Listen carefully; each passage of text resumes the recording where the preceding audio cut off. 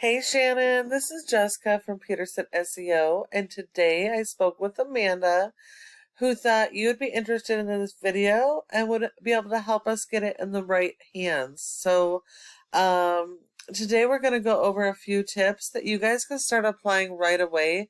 That's really going to help with your online presence and getting more of those organic leads. It is really important to note that 70% of your organic leads do come from your website. So it's going to be really important that your website be properly optimized.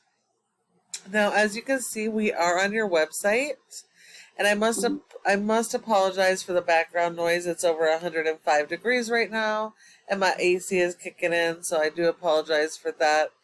Um, but anyway, so here we are on your website.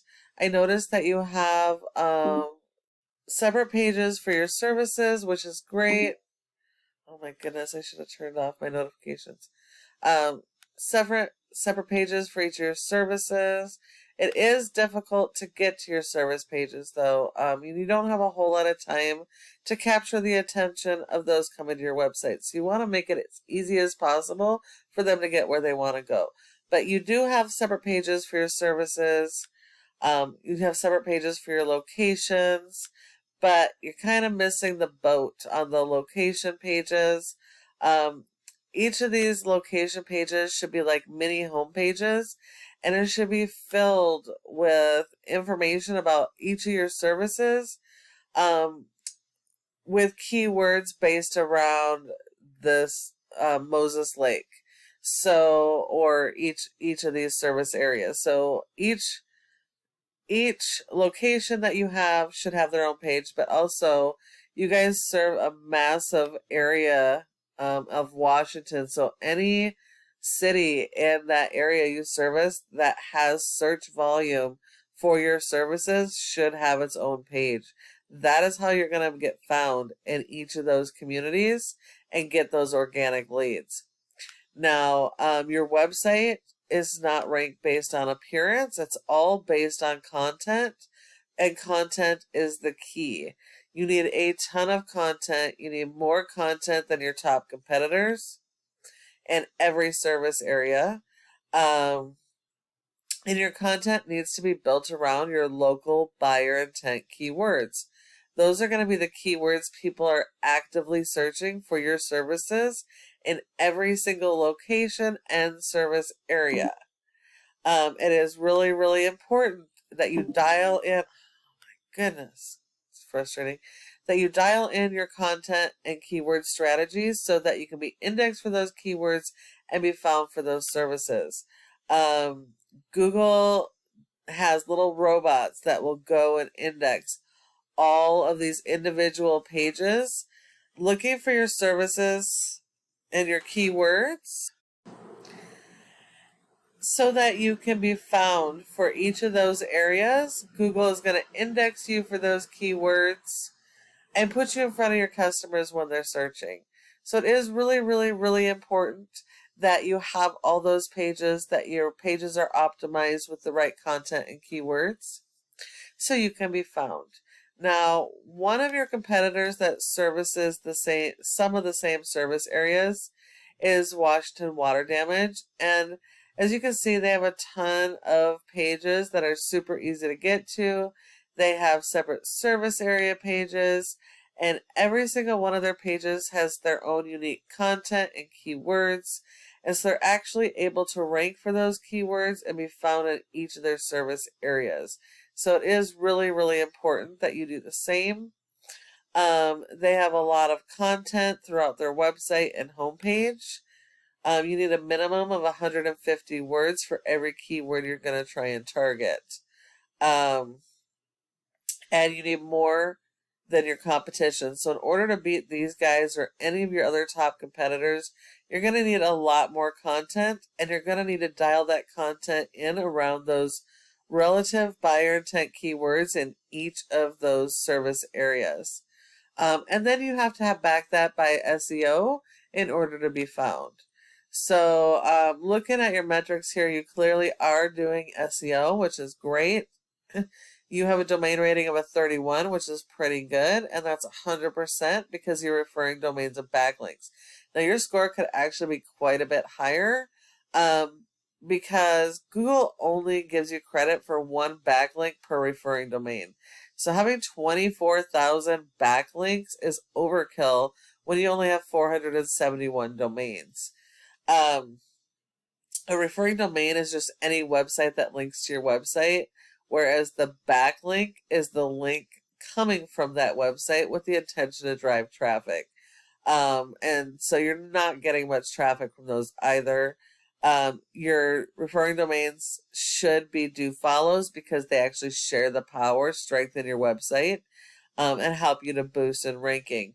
But only 60% of yours are doing that. So only 284 out of your 24,000 links are even relative. So not all backlinks are created equal. You do need to make sure that you're getting a lot of those, but they need to be highly authoritative and they need to be one per domain.